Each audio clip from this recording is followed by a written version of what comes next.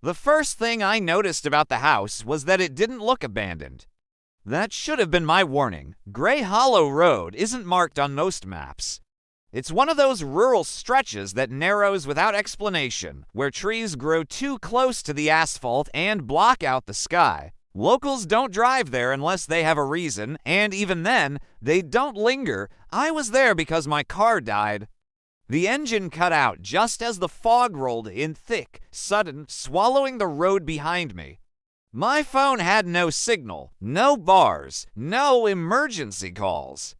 Just a dead screen and the sound of something moving in the trees. Then I saw the house. 2 stories. Wood siding? Front porch light glowing faintly, like someone had left it on for me. It looked ready. I told myself that was a coincidence. I walked up the gravel drive, every step louder than it should have been. The porch boards creaked under my weight. The front door was unlocked. That was the second warning. Inside, the air was warm, not stale, not dusty. It smelled faintly of old wood and something else metallic, almost sweet. "Hello," I called. My voice didn't echo. The hallway was narrow, lined with framed photographs, families, couples, children, all of them smiling. All of them unfamiliar. As I walked past, I realized something was wrong. In every photo, someone's eyes had been scratched out. Not ripped, not torn, carefully scratched. As if someone had taken their time, a sound came from upstairs, footsteps, slow, heavy, measured. I froze. "Sorry," I said, quietly. "My car broke down." "I just need a phone." The footsteps stopped. Silence pressed down on the house, thick and suffocating.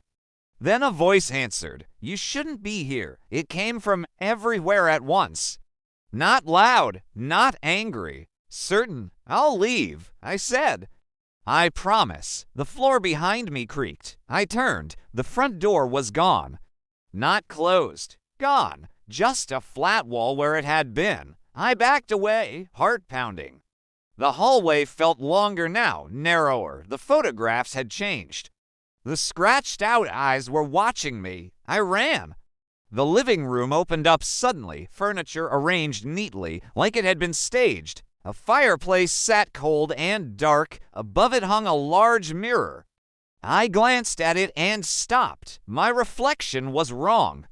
I was there, but behind me, in the glass, someone stood in the doorway, tall, thin, to still.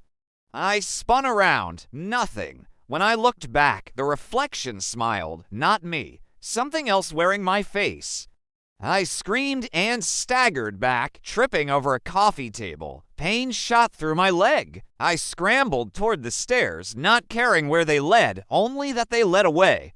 The stairs groaned under my weight. Each step felt steeper than the last, stretching longer, pulling me upward. At the top was a hallway with doors on both sides. Every door was closed. Every door had a name carved into the wood. Some were old, faded, barely readable. Others looked fresh. At the end of the hall was a door with no name. It was open. Inside was a bedroom, simple, clean, a single bed, a dresser, a window looking out into darkness.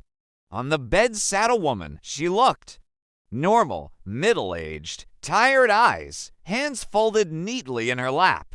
"You came through the road," she said softly. "Yes," she nodded. "It brings people here. What is this place?" I asked. She hesitated. A stopping point? For what? She looked up at me, eyes shining with unshed tears.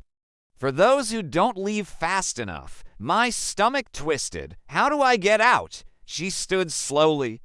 "You don't. Not the way you think." She crossed the room and pulled open the dresser drawer. Inside were keys. Dozens of them. "All the doors in the house lead somewhere," she said. "Some lead deeper.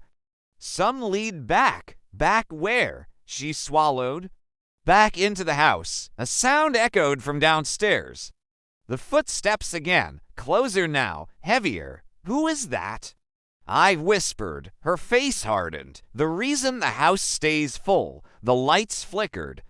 The footsteps climbed the stairs. "Listen to me," she said urgently. "When it finds you, it will try to make you stay. It learns you, your voice, your memories." The mirror in the bedroom shifted, rippling like disturbed water. "I've been here a long time," she continued. "Long enough to see what happens when it finishes." "What happens?" "You stop being afraid." The footsteps reached the hallway. Slow, deliberate. Door handles rattled as it passed each room. Testing, searching. She pressed a key into my hand. Cold, heavy. "This one opens the back door," she said, "but only once." "What about you?" I asked. She smiled sadly. "I already used mine." The handle of the bedroom door began to turn. The woman stepped back, straightening the bed, smoothing invisible wrinkles from the blanket. "Go," she whispered. The door burst open. It stood there, tall, bent at the wrong angles. Its face a blurred suggestion of features that never settled into one shape. Its mouth stretched to wide when it saw me. I ran. The house screamed. Walls shifted. Hallways bent. Doors slammed shut as I passed. The photographs blurred into streaks of scratched faces. The back door was at the end of the kitchen. I could hear it behind me now fast. Wet footsteps, breath rasping in a voice that sounded like mine. "I can help you," it called. "You don't have to be alone." I slammed the key into the lock. It resisted. The thing was right behind me. I turned the key. The door flew open, and I fell forward onto gravel. Cold night air hit my face. The house loomed behind me, silent now, dark and still. The back door was gone, just a wall. The house looked abandoned, rotting, empty. My car sat on the road, engine running, headlights on. I didn't look back again. I drove until dawn. I told myself I was safe. I told myself it was over. That was 3 weeks ago. Yesterday, I noticed something strange. In the mirror, when I'm tired, my reflection lingers a second too long. And last night, my front door was unlocked. I don't remember opening it.